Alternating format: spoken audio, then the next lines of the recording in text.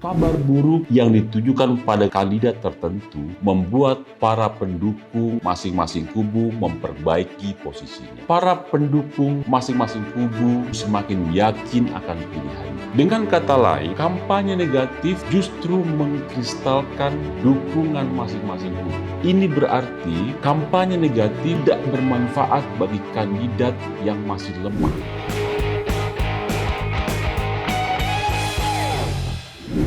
Assalamualaikum warahmatullahi wabarakatuh. Salam sejahtera buat kita semua. Jumpa kembali dengan saya Agung Prihatna dalam Nasihat Pilkada. Saudara-saudaraku, seiring dengan tumbuhnya kepemilikan telepon pintar dan akses internet yang semakin mudah, berkampanye di media sosial sudah menjadi bagian penting dalam proses pemenangan pilkada dalam 5 tahun terakhir ini. Berkampanye di media sosial semakin relevan saat ini dalam konteks pilkada serentak tahun 2020 karena penyelenggara pemilihan telah menetapkan pembatasan kampanye bertatap muka yang menghadirkan banyak orang. Dengan demikian, media komunikasi yang realistis untuk mensosialisasikan kandidat atau calon kepala daerah adalah media sosial. Tidak semua kampanye di media sosial mampu menumbuhkan dukungan. Sebab menurut pengalaman, ada sejumlah kesalahan yang mendasar yang mungkin tidak disadari oleh tim kampanye pada saat mereka mengunggah berbagai macam unggahan di media sosial. Alih-alih kesalahan-kesalahan ini menuai simpati, yang terjadi justru sebaliknya memetik antipati. Ada 10 kesalahan yang umum terjadi.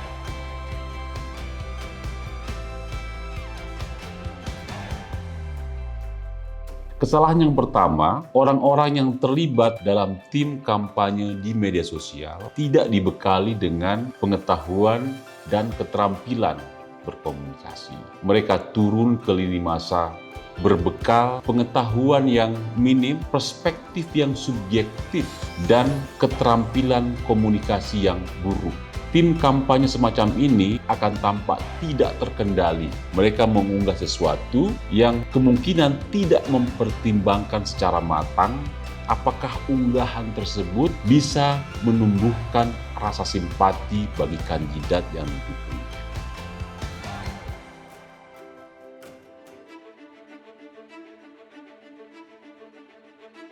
Kesalahan yang kedua, orang-orang yang terlibat dalam tim kampanye di media sosial berangkat dengan satu tujuan, yaitu fokus untuk menghancurkan kandidat lawan. Mereka berharap fokus semacam ini mampu menurunkan citra kandidat lawan yang kemudian warga tidak mau memilihnya. Secara sepintas, asumsi seperti ini tampak benar.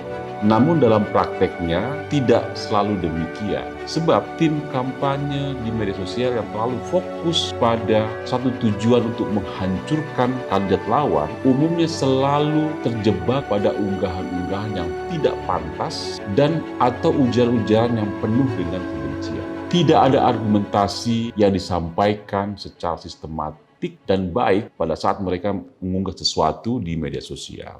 Yang banyak adalah mereka mengunggah narasi yang negatif dengan pilihan-pilihan diksi yang panas. Seharusnya tim kampanye di media sosial justru lebih banyak fokus untuk menyampaikan kebaikan-kebaikan yang telah, sedang, atau yang akan dilakukan oleh kandidatnya. Sebab penyampaian kebaikan-kebaikan seperti ini justru lebih berpotensi untuk menumbuhkan dukungan ketimbang kampanye yang penuh dengan narasi negatif.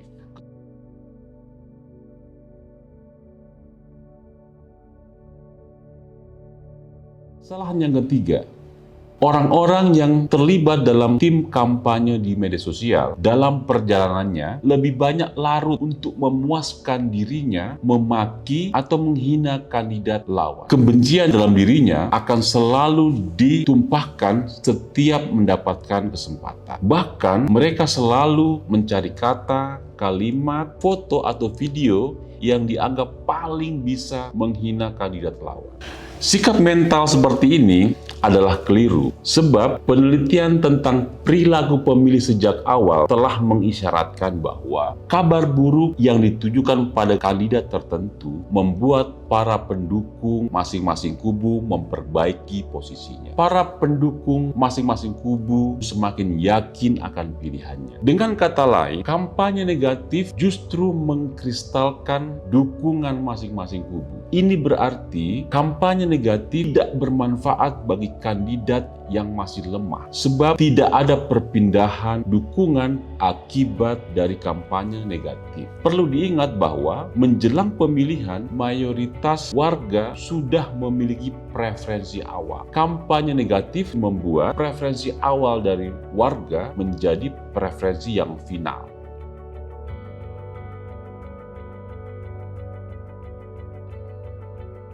Kesalahan yang keempat, tim kampanye suka berdebat panjang dan selalu berambisi untuk membungkam tim lawan. Debat yang awalnya dimulai dengan argumentasi yang baik, selalu berakhir dengan saling mencaci dan saling memaki antar tim pendukung. Cara berkampanye seperti ini tidak bermanfaat bagi kedua belah pihak, sebab tidak ada perpindahan dukungan akibat debat kusir semacam ini.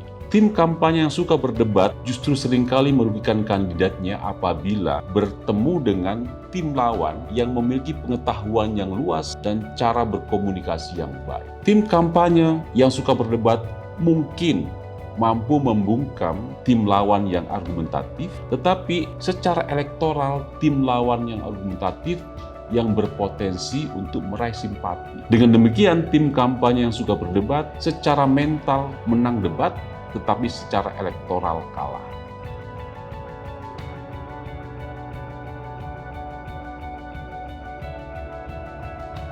Kesalahan yang kelima, tim kampanye terlalu banyak menggunakan akun samaran atau sering disebut sebagai akun palsu atau akun yang identitasnya tidak jelas.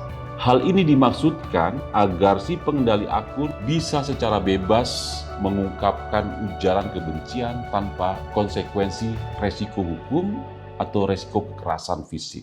Sikap semacam ini tidak bertanggung jawab dan membangkitkan ketidakpercayaan. Akun-akun samaran akan mudah dipatahkan kredibilitasnya oleh lawan-lawannya dengan cara mengatakan bahwa unggahan tertentu disampaikan oleh akun-akun atau orang yang tidak jelas identitasnya. Dengan demikian, apapun yang diunggah oleh akun samaran tidak bermanfaat secara elektoral.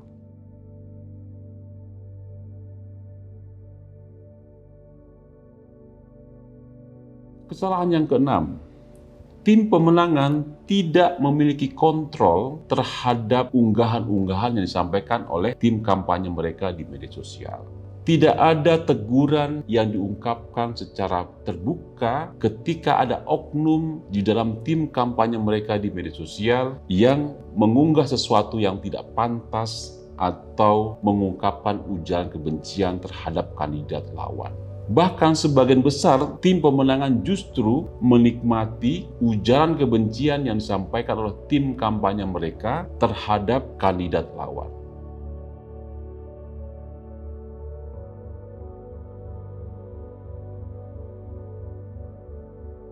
Kesalahan yang ketujuh, tim pemenangan tidak memiliki mekanisme seleksi yang ketat terhadap orang-orang yang terlibat dalam tim kampanye di media sosial. Hal ini diduga karena tim pemenangan memfungsikan tim kampanye di media sosial sebagai pasukan pemukul untuk mendowngrade kandidat lawan.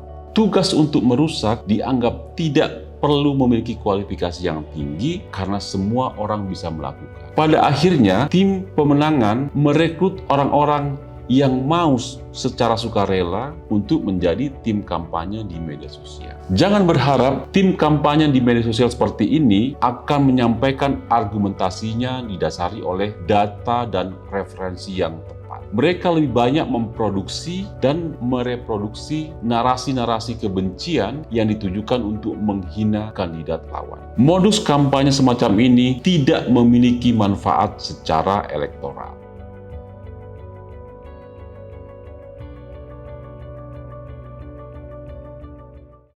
Kesalahan yang kedelapan, tim pemenangan tidak melakukan klarifikasi atas kritik dan tuduhan yang dialamatkan kepada kandidatnya. Meskipun memang kampanye negatif tidak bermanfaat secara elektoral, akan tetapi tim pemenangan memiliki kewajiban untuk merespon kritik dan tuduhan yang dialamatkan kepada kandidatnya.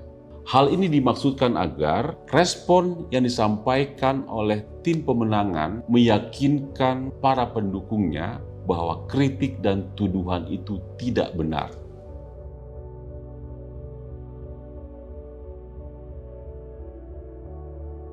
Kesalahan yang kesembilan, ini khusus untuk petahana. Secara alamiah dalam pilkada, petahana selalu menjadi sasaran kritik dari para pesaingnya.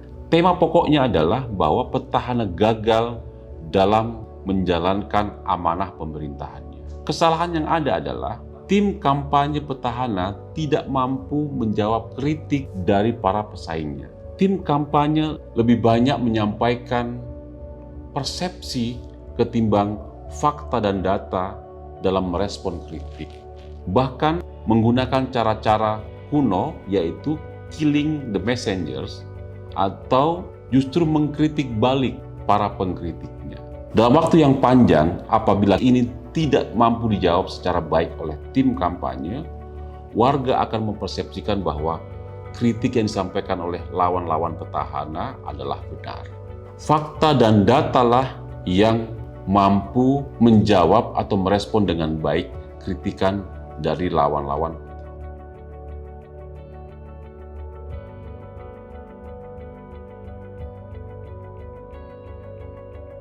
Kesalahan yang 10, kandidat dan tim pemenangan terlalu menggantungkan cita-cita kemenangannya melalui media sosial. Sikap seperti ini adalah naif karena proses pemenangan pilkada membutuhkan banyak cara, dan berkampanye di media sosial hanyalah salah satu cara dari sekian banyak cara yang ada.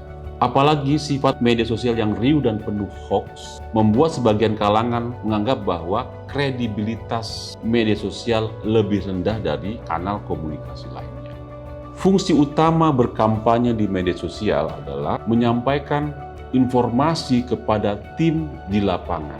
Silang pendapat di dunia nyata lebih berpotensi untuk menumbuhkan dukungan ketimbang di dunia maya. Seringkali terjadi justru sebaliknya. Tim pemenangan sangat aktif di media sosial, bahkan mendominasi lini massa. Sementara di lapangan sepi kegiatan. Strategi pemenangan seperti ini diyakini tidak mampu mengantarkan kandidat memenangkan pemilu. Demikian apa yang bisa saya sampaikan pada kesempatan kali ini. Masih banyak tema-tema yang lain yang akan kami ketengahkan pada episode-episode berikutnya. Terima kasih, sampai jumpa. Saya Agung Priyatna. Assalamualaikum warahmatullahi wabarakatuh.